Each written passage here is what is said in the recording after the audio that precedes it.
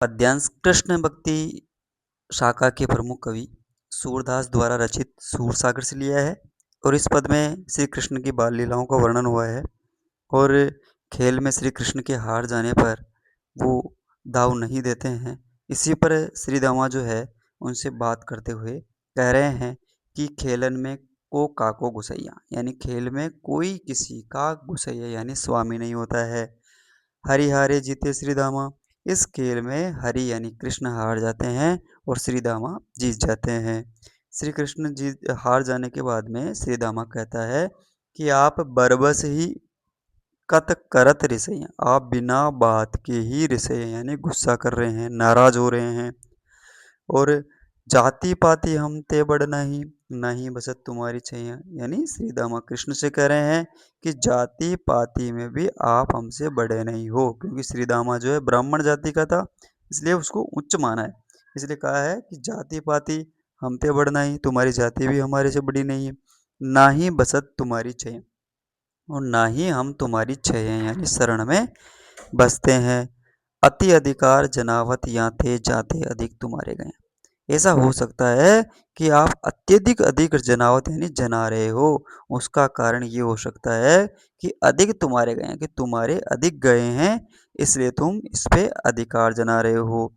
रूठे ही करे तांसों को खेले रहे बेटी जह तह गए, ऐसा कहकर श्रीदामा और उनके जो मित्र हैं वो जो कह रहे हैं कि रूठे ही करे, तुम बार बार इस खेल में रूठते हो। श्री कृष्ण से कह रहे हैं तांसों को खेले, तुम्हारे साथ कौन खेले, रहे बेटी जह तह गवैया, इतने में ही सारे जो गवैया है गंवाल है वो इधर उधर बैठ जाते हैं।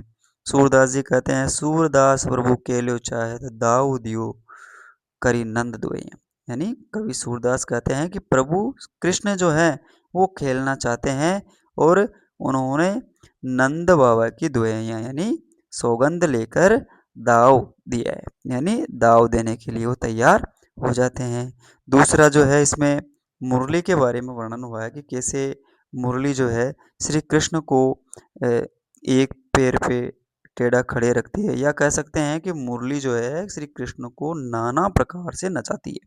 यानी इस पद में गोपियां श्री कृष्ण की मुरली के प्रति जो प्रेम है उसके वो प्रकट हुआ है।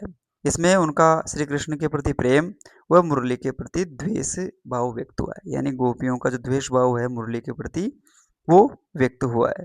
यानी गोपियां कह रही है कि मुरली तऊ गोपाली भवती, यानी एक सखी दूसरी सखी से कह रही है कि हे सखी, यह मुरली कृष्ण को इतना परेशान करती है, फिर भी उन्हें यह क्या लगती है, प्रिय लगती है, अर्थात अच्छी लगने लग जाती है। सुनरी सखी यद्यपि नंद लाल नाना बाती नच, यानी एक सखी से कह रही कि सुनो सखी, ये नंद लाल यानी श्री कृष्ण को नाना भांति से नचाने का काम कर रही है।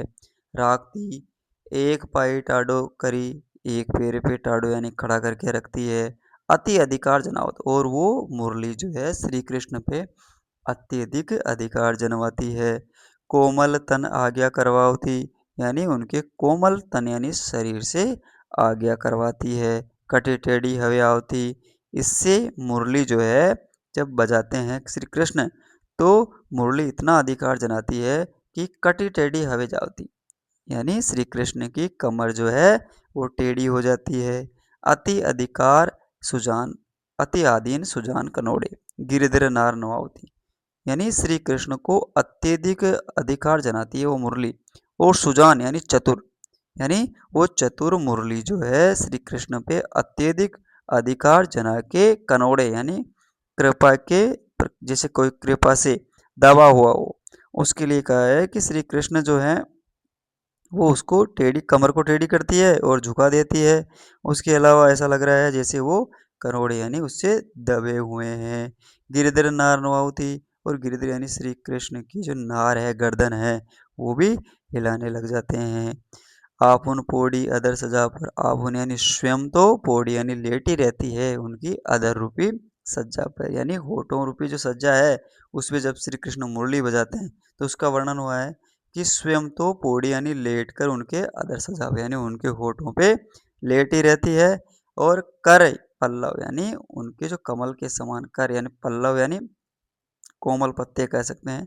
कर यानी उनके हाथों से, यानी कोमल हाथों से वो पलुटा होती है यानी उनके पैर दबवाती है ऐसा प्रतीत हो रहा है। भ्रुकुटी कुटिल यानी उनकी भ्रुकुटी जो है वो कुटिल टेढ़ी हो जाती है।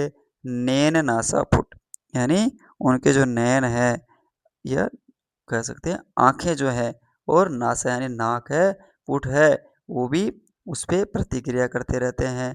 हम पर कोप करावती और ये मुरली जो है श्री कृष्ण से प्रेम करती है और ये हमारे ऊपर श्री कृष्ण से कोप करवाती है यानी क्रोध करवाती है। सूर प्रसन्न जानी एक वचन धरते शीश डुलावती। सूरदास जी कहते हैं कि गोपियों से एक क्षण के लिए तो प्रसन्न हो जाते हैं और जैसे मुरली आती है तो वो उनसे गुस्सा हो जाते हैं या कह सकते हैं प्रसन्न जाने एक हो जाने यानी जो मुरली से श्री कृष्ण एक क्षण के लिए प्रसन्न हो जाते हैं।